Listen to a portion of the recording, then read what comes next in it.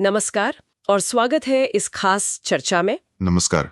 आज हम कुछ बहुत ही दिलचस्प विषयों पर बात करने वाले हैं। भारत में संरक्षण के कुछ नए प्रयास हैं और दुनिया भर से कुछ हैरान करने वाली वैज्ञानिक खोजें भी। जी हाँ। हमारा मकसद यही है कि इन सब जानकारियों से जो खास बातें हैं, जो बारीकियां हैं, उन्हें समझें।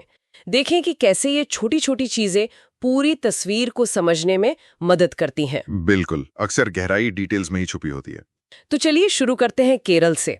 वहां अरालम तितली अभयारण्य है, सुना है, भारत का पहला ऐसा अभयारण्य है। जी हाँ, ये भारत का पहला डेडिकेटेड तितली अभयारण्य है और खास बात यह है कि केरल में जितनी भी तितलियों की प्रजातियां पाई जाती हैं, उनमें से करीब 80%, मतलब 266 से भी ज्यादा किस्म की तितलियां अकेले इसी अभयारण्य में मिलती हैं। अरे वाह, 80%! पर सिर्फ तितलियों पर इतना ध्यान देना, ये संरक्षण के लिए इतना जरूरी क्यों है? देखिए, तितलियां ना पर्यावरण की सेहत का बहुत अच्छा क्या कहते हैं इंडिकेटर होती हैं। अच्छा, संकेतक। हाँ, संकेतक। उनकी मौजूदगी या गैर मौजूदगी बताती है कि उस इलाके का इकोसिस्टम कितना स्वस्थ है। और ये इस बात का भी सबूत है कि अब संरक्षण का दायरा बढ़ रहा है। मतलब सिर्फ बड़े जानवरों जैसे बाघ या हाथी पर ही नहीं, बल्कि छोटे जीवों पर भी ध्यान दिया जा रहा है। हाँ, ये तो एक अच्छा बदलाव लग रहा है। बिल्कुल। इसी तरह का एक और उदाहरण देखिए, तमिलनाडु में करियाचल्ली द्वीप। करियाचल्ली द्वीप? हाँ, ये द्वीप पहले काफी बड़ा था, करीब 21 हेक्टेयर का। लेकिन समुद्र के कटाव से ये सिकुड़कर बस 3 हेक्टेयर से थोड़ा ज्यादा रह गया था। बस 3 हेक्टेयर? इतना कम? जी, तो इसे बचाने के लिए एक बहुत बड़ा प्रोजेक्ट चल रहा है। पानी में करीब 8,500 आर्टिफिशियल मतलब कृत्रिम चट्टानों के मॉड्यूल डाले जा रहे हैं। 8,500? उससे क्या होगा? उससे द्वीप का कटाव रुकेगा और जो समुद्री जीव जंतु हैं, उन्हें भी एक नया ठिकाना मिलेगा। एक तरह से इकोसिस्टम को दोबारा खड़ा करने की कोशिश है। अच्छा, ये तो काफी अनोखा तरीका है। और असम से भी एक अच्छी खबर है शायद, ढोल के बारे में। हाँ, ढोल यानी एशियाई जंगली कुत्ते। काजीरंगा और कार्बी आंगलोंग के बीच का जो इलाका है, खासकर अमुगुरी कॉरिडोर, वहां कैमरा ट्रैप में उनकी वापसी दर्ज हुई है। ये बहुत अच्छी खबर है। वापसी मतलब वो वहां से चले गए थे? हाँ, उस खास कॉरिडोर में उनकी मौजूदगी कम हो गई थी या दिख नहीं रही थी। उनकी वापसी ये दिखाती है कि वो वन्य जीव गलियारे, जिन्हें कॉरिडोर्स कहते हैं, हाँ, कॉरिडोर्स, वो कितने जरूरी हैं। ये जानवरों को एक जंगल से दूसरे जंगल तक आने जाने का सुरक्षित रास्ता देते हैं। इनके बिना जानवरों की आबादी अलग थलग पड़ जाती है। समझ गई। लेकिन संरक्षण हमेशा इतना सीधा भी नहीं होता है ना। जैसे केरला में ही बंदरों का कुछ मामला है। हाँ, आप बोनेट मकाक बंदरों की बात कर रही हैं।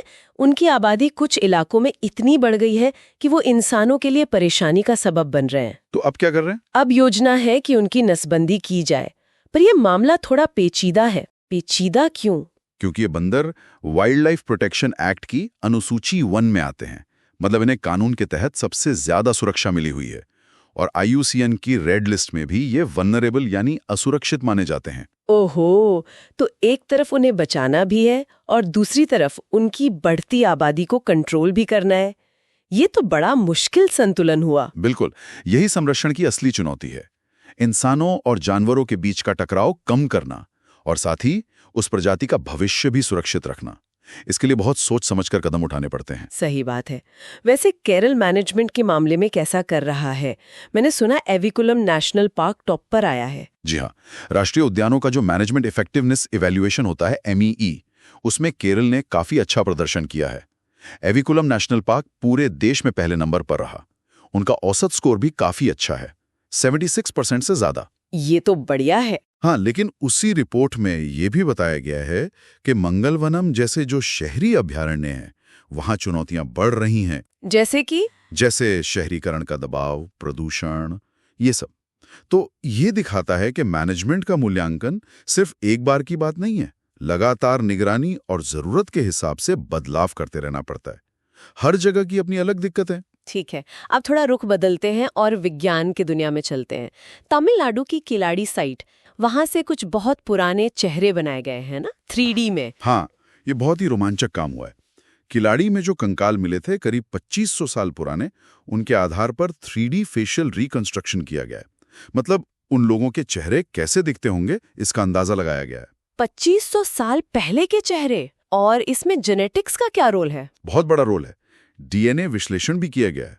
उससे पता चला है कि उन लोगों का संबंध कुछ हद तक प्राचीन ईरानी शिकारी संग्रहकर्ताओं और कुछ ऑस्ट्रो एशियाटिक समूहों से था। अच्छा, तो ये संगम साहित्य वगैरह से कैसे जुड़ता है? ये संगम साहित्य जैसी ऐतिहासिक जानकारियों को एक वैज्ञानिक आधार देता है। हमें उस समय के लोगों की शारीरिक बनावट, उनके वंश, उनके प्रवास के पैटर्न, इन सब के बारे में ठोस सबूत मिलते हैं। ये दिखाता है कि कैसे पुरानी कहानियों और नई तकनीक को मिलाकर हम अतीत को बेहतर समझ सकते हैं। एक एक डिटेल कितनी कहानी कह सकता है। बिल्कुल। और अतीत की ही बात करें तो कनाडा में कुछ बहुत ही पुरानी चट्टानें मिली है, पृथ्वी की सबसे पुरानी। जी, न्यूवोगेटू ग्रीनस्टोन बेल्ट की चट्टानें। इनकी उम्र लगभग 4.16 अरब साल आंकी गई है। 4 अरब साल से भी ज्यादा।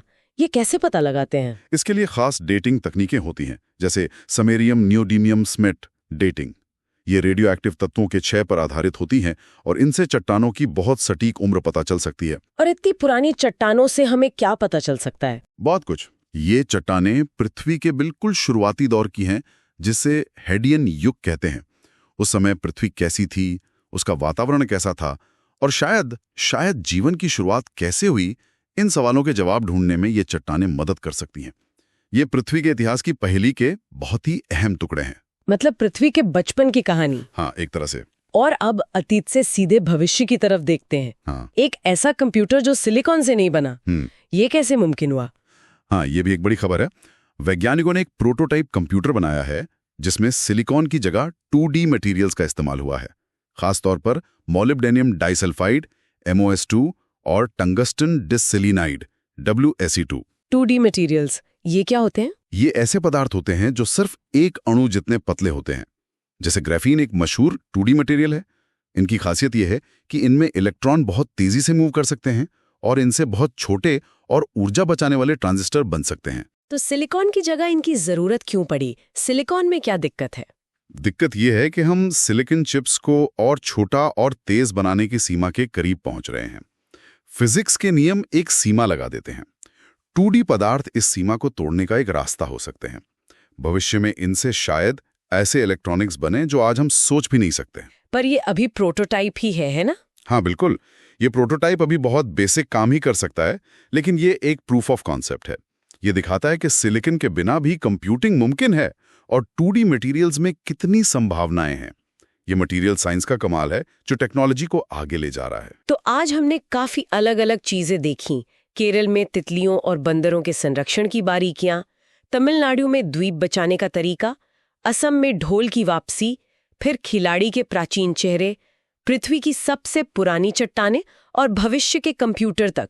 जी हाँ। और इन सब में एक बात जो मुझे समझ आई वो ये कि हर कहानी में कुछ खास पहलू होते हैं, कुछ डिटेल्स जिन पर गौर करने से ही पूरी तस्वीर साफ होती है ना? बिल्कुल सही कहा आपने।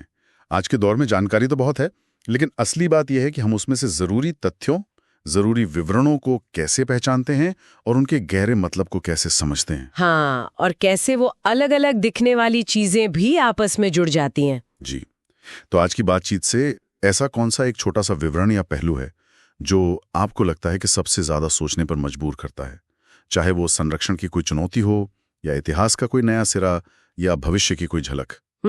ये तो सोचने वाली बात है। शायद मेरे लिए वो खिलाड़ी वाला कनेक्शन, कैसे डीएनए जैसी एकदम नई तकनीक हमें हजारों साल पुराने इतिहास को समझने में मदद कर रही है। वो जुड़ाव कमाल का है। हाँ, ये वाकई कमाल है और यही दिखाता है कि हर डिटेल मायने रखता है।